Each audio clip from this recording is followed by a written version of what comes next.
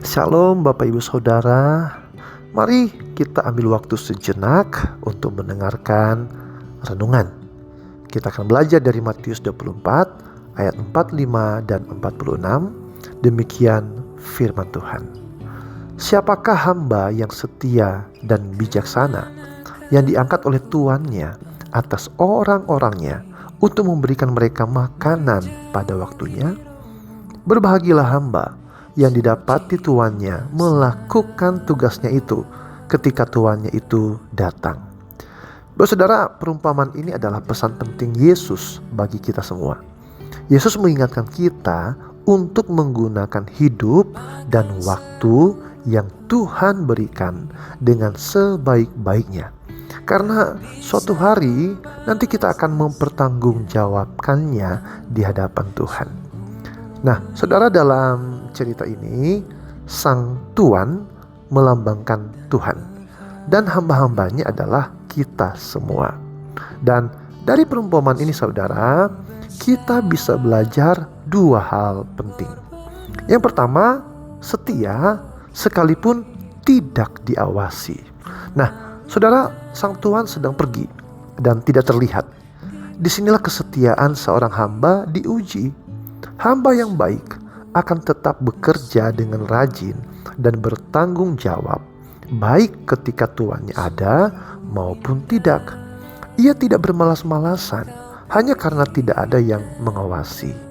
Nah, pertanyaannya untuk kita semua, apakah kita tetap setia kepada Tuhan dalam kehidupan sehari-hari, bahkan ketika merasa tidak ada orang yang melihat? Saudara, kesetiaan sejati justru terlihat ketika kita sendirian. Contoh seorang misionari bernama David Livingstone. Dia membawa Injil ke Afrika. Saat itu hampir tidak ada yang mendukungnya. Banyak rekan kerjanya menyerah dan meninggalkannya, sehingga ia sering berjuang sendirian. Namun, ia tetap setia pada panggilannya sampai akhir hayat. Dan ia meninggal dunia dalam keadaan berlutut berdoa di sebuah gubuk kecil. Sepanjang hidupnya, ia mungkin tidak dilihat atau dipuji banyak orang, tetapi ia adalah contoh hamba yang setia, yang terus bekerja untuk tuannya. Berikutnya adalah selalu siap kapanpun itu. Saudara, sang tuan bisa kembali kapan saja tanpa pemberitahuan. Itu sebabnya seorang hamba terus bekerja, harus siap sedia, dan ditemukan sedang melakukan tugasnya. Tidak ada yang tahu kapan Tuhan akan kembali atau kapan hidup kita di dunia ini berakhir. Saudara, ini berarti bahwa waktu dan kesempatan kita terbatas. Suatu saat nanti kita akan bertemu muka dengan Tuhan dan mempertanggungjawabkan segala yang telah kita perbuat. Saat itulah kita harus siap.